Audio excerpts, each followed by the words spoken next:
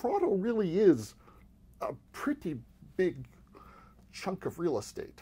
Yeah, it's incredibly big, and I found that people don't know the city really well.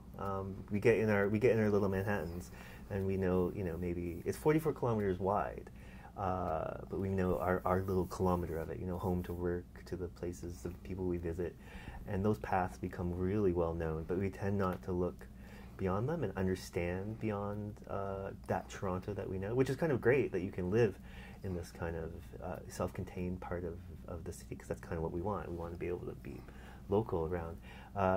And yet there are 2.7 million of us now, all in the same bucket. And if we don't understand the other parts of it, we might be in for some surprises. This book is very much a walk through Toronto, various neighborhoods and wards, with every unsuccessful candidate in the last municipal election. Yeah, there's a perspective, I think, that underdog candidates can give you that. I think all of the candidates that I walked with wanted to win genuinely. Like, they wouldn't give up a year of their life for that. But when you're critiquing power and looking up to it, rather than trying to hold on to it, I think it allows for a lot more freedom in the critique, but also freedom of ideas. And people can be a little bit more, I don't know, experimental or challenging with the ideas that they come up with. The incumbents coming into City Hall do not represent map to the actual population demographics of the city. It's largely white, it's largely male. People get elected to city council, and that's not who lives in the city. So I thought the candidates that I found were a little more representative. It wasn't, it wasn't a scientific method that I used. And I was also looking for people that, these people seem to genuinely love the city and care for it, and yet have a pretty strong critique of it at the same time. And those are the people that I looked for when I chose who I walked with.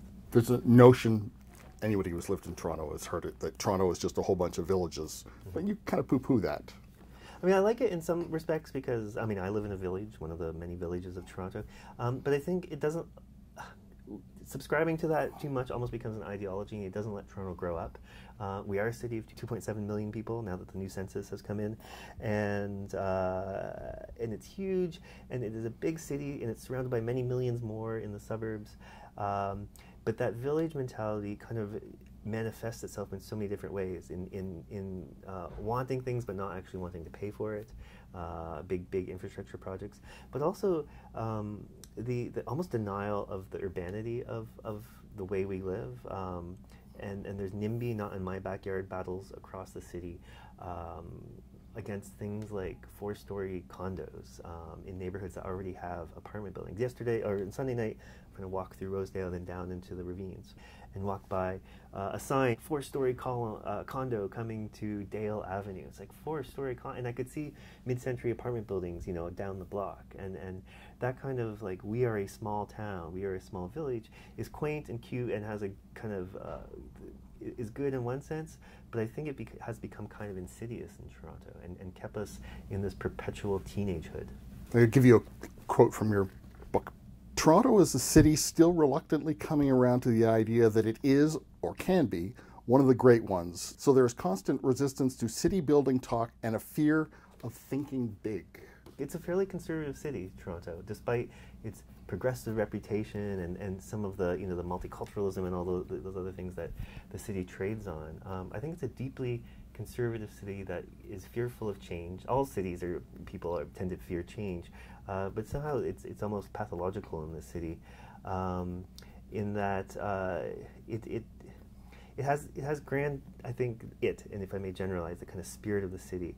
It has aspirations to be a great city, and it likes to kind of, it's complex about being a world-class city, which is a cliche now here. Thankfully, I think you only say it once in the book. Yeah. Thank you. And I hope I make fun of it. Yes, you did. Okay, good.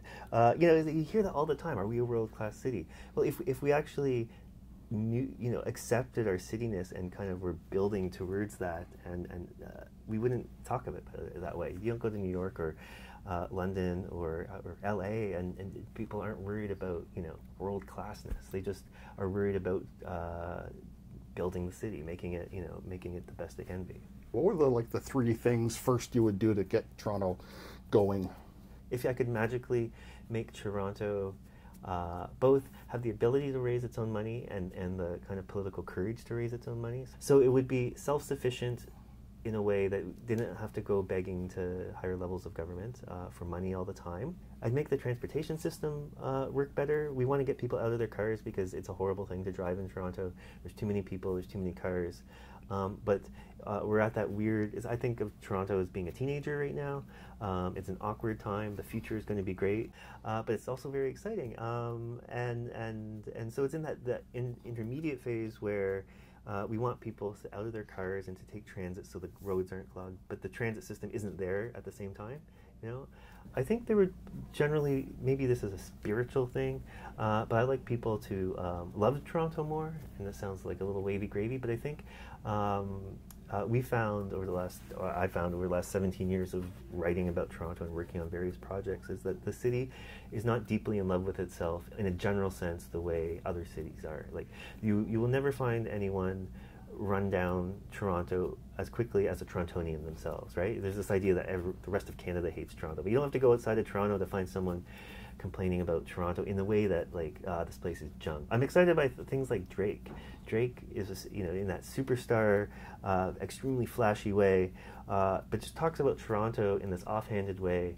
In that kid's head, Toronto is a great city. Yeah, totally. And so I think Drake is actually a really great force for that. I think we're seeing like younger generation that doesn't have the baggage that the older generations of Torontonians have, that just kind of love the city and don't doubt it. The book is Frontier City, Toronto on the Verge of Greatness. I've been speaking with the author Shawn Micallef, and Frontier City, published by Signal as an imprint of McClellan and Stewart.